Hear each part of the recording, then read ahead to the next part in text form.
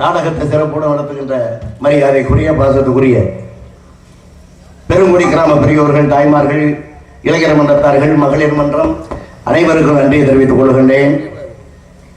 அற்புதமான முறையில் ஒளிபெருக்க வைத்திருக்கின்ற அருமை மகன் அவர்களுக்கு நன்றியை தெரிவித்துக் கொண்டு வருகை தந்த கலைஞர் பெருமக்களுக்கு நன்றியை கூறி நிகழ்வை ஒளி நாடாவாக பதிவு செய்து கொண்டிருக்கக்கூடிய பாசத்துக்குரிய அண்ணன் மாயப்புரம் மாதவன் அவர்களுக்கு நன்றியை கூறி, நான் 500-600 பாட்டு இருக்கு, அதனால அப்படி எப்படியே குறைச்சிக்கிற வேண்டியதான். என் பணியை தொடர்கின்றேன். இறைவா கர்த்தரே, இந்த மக்கள் வளமோடு வாழ்வதற்கு நல்ல தகப்பன் வழிகாட்ட வேண்டும்.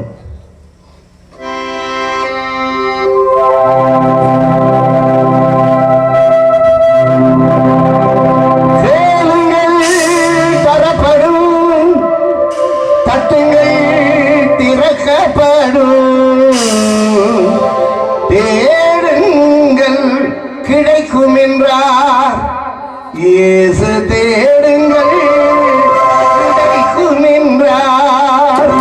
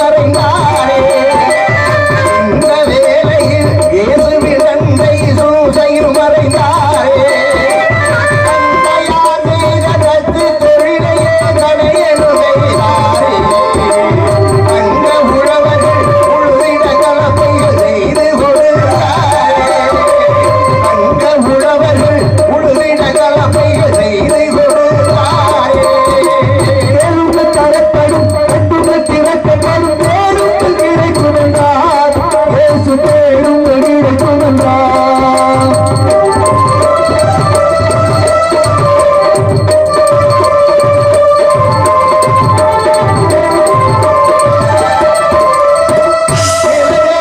உழுவதுவோ உள்ளத்தை உழுங்கென்றே உலக பிராசனவோ உழவர்கள் ஊராரின் எண்ணமது இயேசு ஒன்றாக பதிந்து விட்டார் இயேசு ஒன்றாக பதிந்து விட்டார் அந்த குழந்தைகள் அருகில் இருப்பதே ஆண்டவன் தொண்டு என்றார் இது ஆண்டவன் தொண்டு என்றார் தரப்படும் திறக்கப்படும் தேடும் கிடைக்கும் என்றார் இயேசு தேடும் கிடைக்கும் என்றார்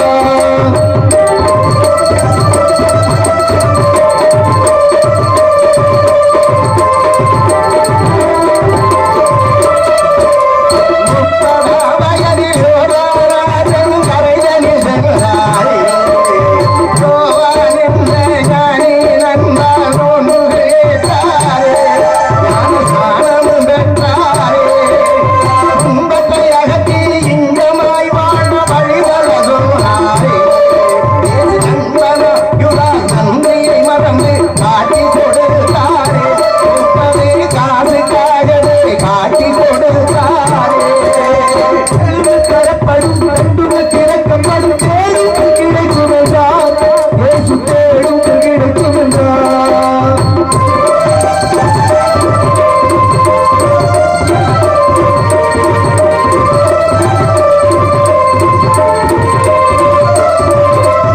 நகரில் நின்ற நீதிமன்றத்தில் இயேசு நின்றாரே தெய்வ நிந்தனை செய்தவர் என்ற பலியை சுமந்தாரே சிவப்பு அங்கியாய் இயேசுவை மூடி சவுக்கால் அடித்தாரே இயேசுவை சிலுவையில் அறைந்தாரே தரப்படும் திறக்கப்படும் தேடும் கிடைக்கும் என்றார் இயேசு தேடும் கிடைக்கும் என்றார்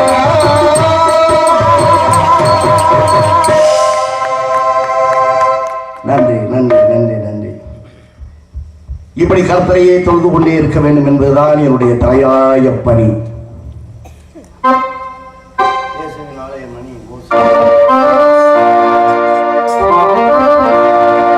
இயேசுவின் ஆலய மணி ஓசை கேட்டு இதயம் நுழைகுதடா நெஞ்சில் இன்பம் பெருகுதடா இயேசுவின் ஆலய மணி ஓசை கேட்டு இதயம் நுழைகுதடா நெஞ்சில் இன்பம் பெருகுதடா இயேசுவின் ஆலய மணி ஓசை கேட்டு இதயம் நுழைகுதடா நெஞ்சில் இன்பம் பிறகுதடா நெஞ்சில் இன்பம் பெருகுதடா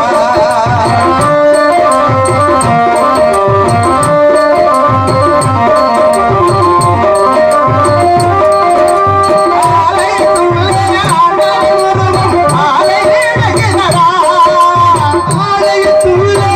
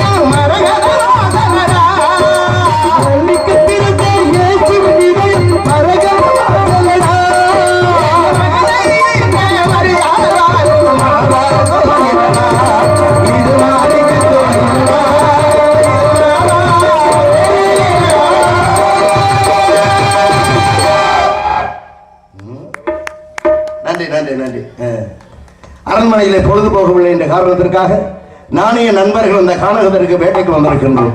என் கூடவே இருக்கக்கூடிய என்னுடைய நண்பர்கள் தோழர்பாரர்கள் தோழர்களெல்லாம் எங்க போனாங்க எப்படி இருக்காங்கன்னே தெரிஞ்சுக்கல. தந்தையாரத்திலே நான் கானகத்திற்கு வேட்டைக்கு செல்லுகிறேன் என்றால் நிச்சயமாக எனக்கு அனுமதி மறுத்து விடுவார்கள் என்ற காரணத்திற்காக என் தந்தையாரிடத்தில் நான் சொல்லாமலே வந்தேன்.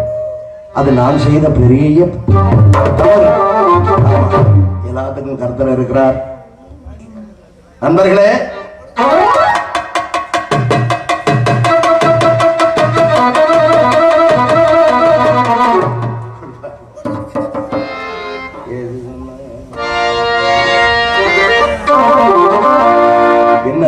சொன்ன பொன்மொழிதாடி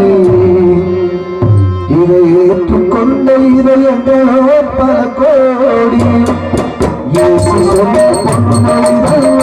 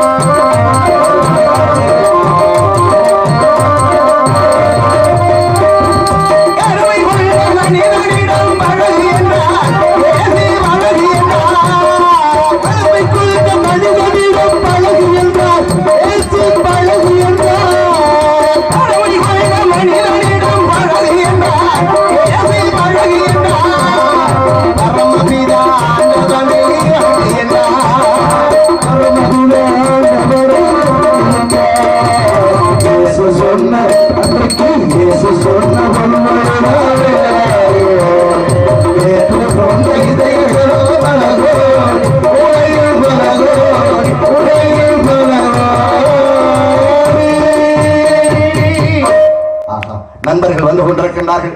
வர வேண்டும், கர்த்தர் உங்களை ரட்சிப்பார்.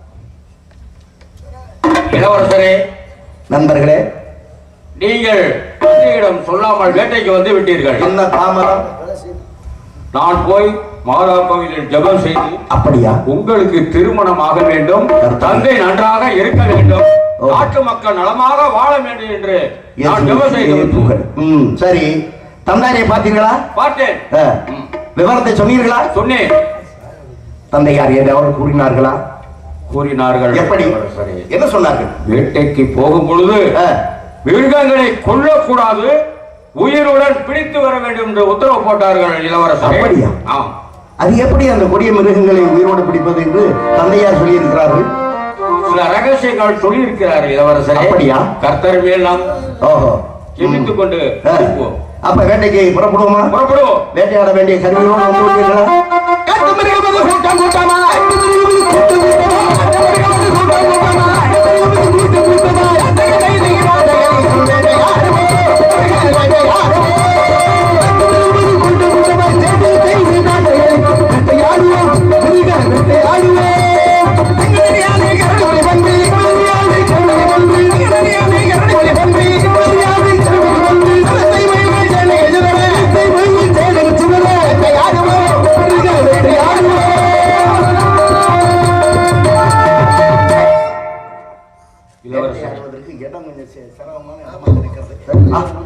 என்ன இது?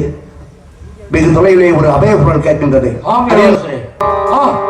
கர்த்தரை மாதாவையிலே காப்பாற்றுவதற்கு ஒருவரும் இல்லையா? இக்கட்ட பேர்களுக்கு தெய்வமே தஞ்சம் என்று சொல்வார்களே. தண்ணீர் தண்ணீர் தண்ணீர் என்று சத்தம் கேட்கின்றது.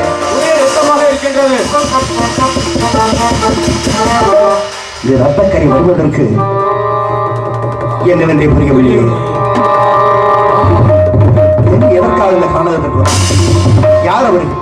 சரி, யாராக இருந்தால் என்ன, நமது கடமையை செய்ய வேண்டும். அதுதானே நம்மளுடைய உதவி.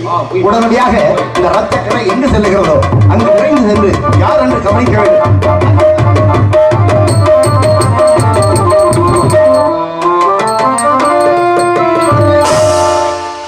மாதா, இது என்ன கொடுமையாக இருக்கிறது? யார் ஒரு இளம்பெண் 2 கரங்களையும் இழந்த நிலையில் அனதையாக துக்கப்பள்ளத்தில் துவைத்துக் கொண்டிருக்கிறார்களே. கடவுளே, இது என்ன சோதனை? யார் இவர்கள்? இவருடைய கரங்களை படித்த அந்த கைவர்கள் யார்தான் என்று தெரியவில்லையே. இவர்கள் ஏன் இந்த கானகத்திற்கு வர வேண்டும்? தோழமார்கள், உடனடியாக அந்த பெண்ணை அழைக்குவார்கள்.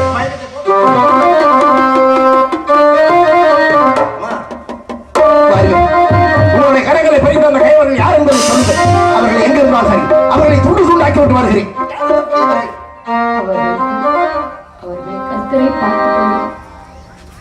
என்னமா சொல்லுகிறீர்கள்? யாருதார்கள்? எதற்காக இங்கு வர வேண்டும்? உங்களுடைய கரங்கள் எதற்காக பறிக்கப்பட வேண்டும்? கையிலிருந்து வாடுகின்ற காரிகையை உங்களுக்கு இந்த நிலை வந்ததே நம்மா,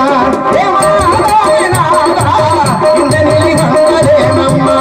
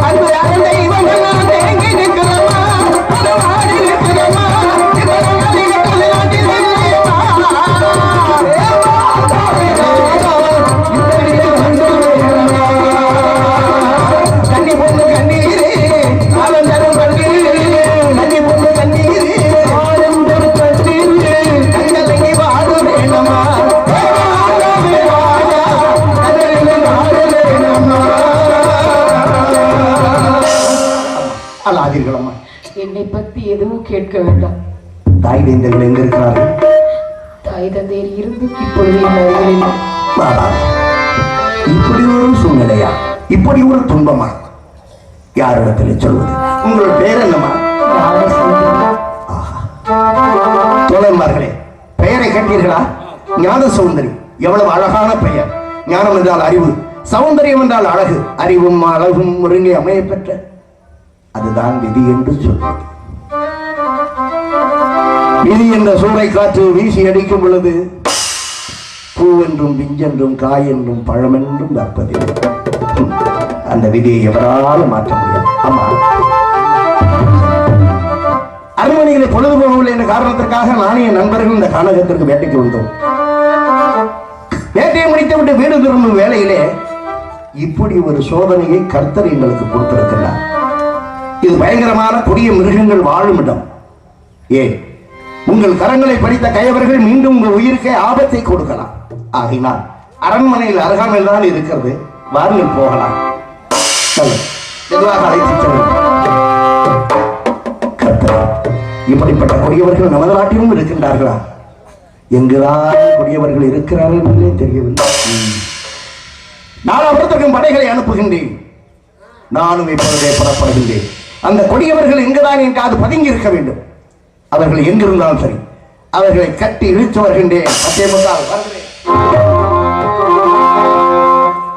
பூம்பாறையில் பொட்டு வச்ச பூங்குருவி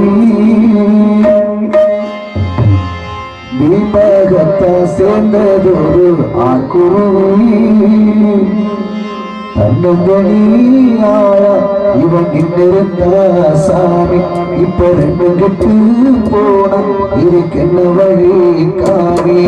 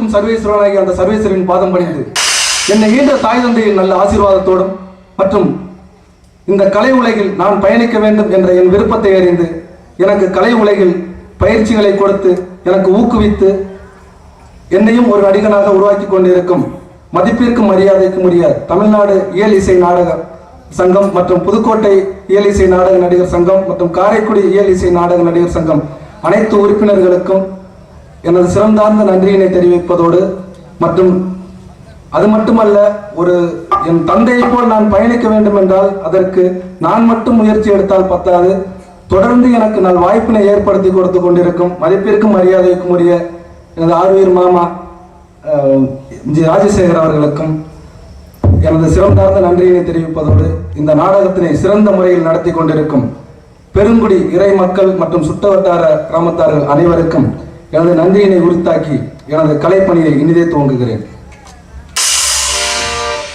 இந்த கலைப்பணியை தொடங்க வேண்டும் என்றால் முதலில் நான் இந்த மேரி மாதாவைத்தான் வணங்க வேண்டும், அந்த கர்த்தராகிய இயேசுவைத்தான் வணங்க வேண்டும். ஏனென்றால் அவர் கிருபை இல்லாது ஒண்ணுமே கிடையாது. அவருடைய அனுக்கிரகத்தால் தான் நம்ம எல்லாரும் இருக்கோம். எனவே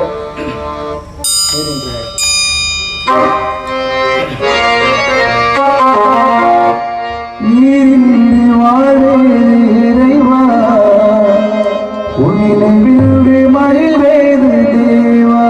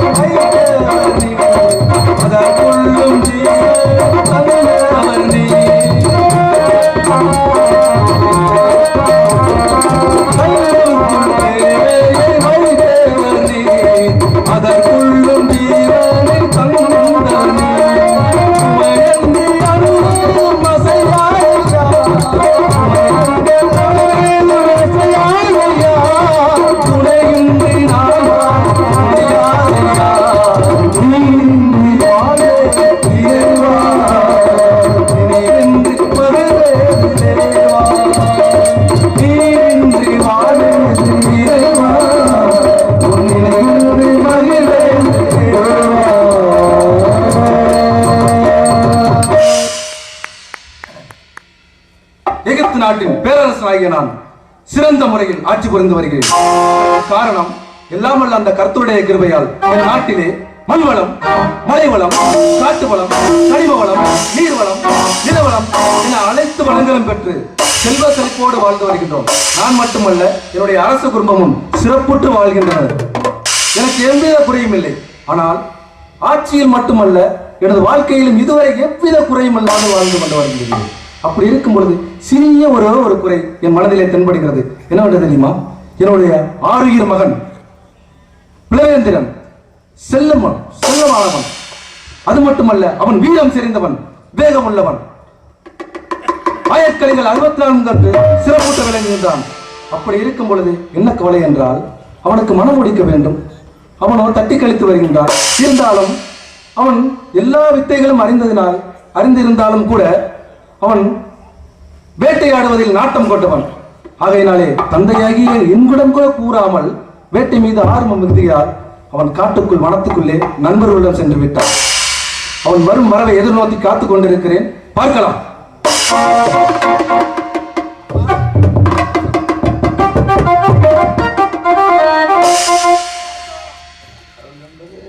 சந்தோஷமாக இருக்கிறது. உன் வரவை எதிர்நோக்கி காத்துக் கொண்டுதான் இருந்தேன். வேட்டையிலே எந்தவித குறைபாடுமே கிடையாது தந்தை. குறைபாடு கிடையாது. கர்த்தருடைய கிருபையால் கொடிய மிருகங்களை எல்லாவற்றையும் கொன்று குமிக்க எத்தனித்தேன். நண்பர்கள் சொன்னார்கள், தந்தையார் அவர்கள் கட்டளையிட்டிருக்கிறார்கள். என்னவென்று கேட்டேன். மிருகங்களை வதம் செய்யக்கூடாது, கொடிய மிருகங்கள் எல்லாவற்றையும் உயிரோடு பிடித்தாக வேண்டும் என்று தாங்கள் சொன்னதாக சொன்னார்கள். நிச்சயமாக அதன்படி கொடிய மிருகங்கள் எல்லாவற்றையும் உயிரோடு பிடித்து அதற்கென்று ஒரு சரணாலயம் அமைத்து வைத்திருக்கின்றோம். சிறப்பு சிறப்பு. வேட்டையில எந்தவித குறைபாடுமே கிடையாது. குறைபாடும் கிடையாது. ஏன் கிடையாது என்பது சற்று தந்தை, அதை நினைத்தால் எனக்கு வேதனையாக இருக்கிறது. நெஞ்சே சுக்கு நூறாக வெடித்து நொறுங்கிவிடும் போல இருக்கிறதப்பா. காரணம், வேட்டையை முடித்து விட்டு வீடு திரும்ப வேலையில திடீரென்று ஒரு அபயக்குரல் கேட்டு, அதிலும் பெண்ணின் குரல். பெண்ணின் குரலா? ஆமாம் தந்தை. கர்த்தரே மாதாவே, என்னை காப்பாற்றுவதற்கு ஒருவரும் இல்லையா? இத்தட்ட பேர்களுக்கு தெய்வமே தஞ்சம் என்று சொல்வார்களே. கர்த்தரே மாதாவே, தண்ணீர் தண்ணீர் என்ற சத்தங்கள் காதுகளை துளைத்தது. ஒன்றுமே எங்களுக்கு புரியவில்லை. சப்தம் கேட்கிற திசையை நோக்கி நானும் நண்பர்கள் விரைந்து சென்று பார்க்கும் ஒரு இளம்பெண் 2 கரங்களையும் இழந்த நிலையில் அனாதையாக துடித்துக் கொண்டிருந்தார். அவருடைய மயக்கத்தை போக்கினோம். கரங்களை பறித்த கையவர்கள் யார் என்று கேட்டேன். சொல்ல மறுத்து விட்டார்கள். தாயகர்கள் எங்க இருக்கிறார்கள் சொல்லுங்கள், அவர்கள் இருக்கும் இடத்திலே உங்களை பாதுகாப்பாக கொண்டு போய் சேர்க்க வேண்டிய கடமை எங்களை சார்ந்தது என்று கேட்டேன். தாயை நான் பார்த்ததில்லை, தந்தை இருந்தும் தற்சமயம் இல்லை, நான் அனாதை என்று அழுது கொண்டே இருக்கிறார். பெயரை கேட்டேன். ஞான சௌந்தரி என்று சொன்னார்கள். அழகான பெயர். பெயர் மட்டும் அழகல்ல, ஞானம் என்றால் அறிவு, சௌந்தரியம் என்றால் அழகு. அறிவும் அழகும் அந்த பெண்ணிடத்திலே நிறைந்திருக்கிறது தந்தை. ஆனால் கொடியவர்கள் என் கையில் சிக்கவில்லை, தப்பிவிட்டார்கள். நான் அவரத்திற்கும் படைகளை அனுப்பியிருக்கின்றேன். விரைவில் அவர்கள் யார் என்று தெரிந்துவிடும்.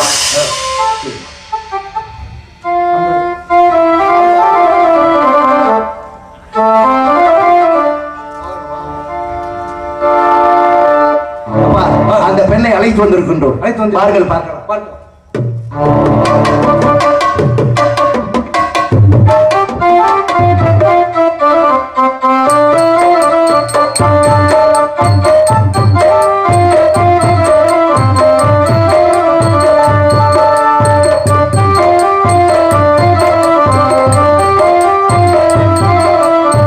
கரமிழந்த பெண், நான் காலகத்திலே கண்டெடுத்த பெண்.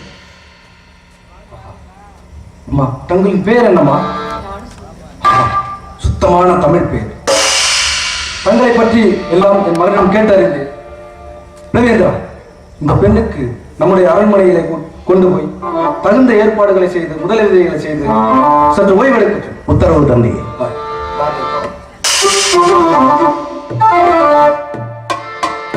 ஆண்டவன் யாரையும் விட்டதில்லை, வாழ்க்கையின் பக்கத்திலே ஆசையின் நெஞ்சில வச்சு புட்ட சோதனை கொஞ்சம் இல்லை.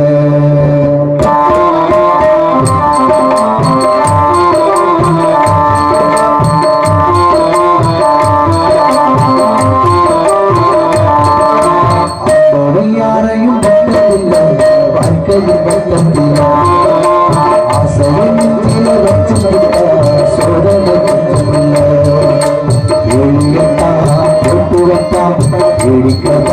பார்த்து நிற்பான், வெளியையும் தாண்டி விட்டான், இளமையில் சிக்க விட்டான்.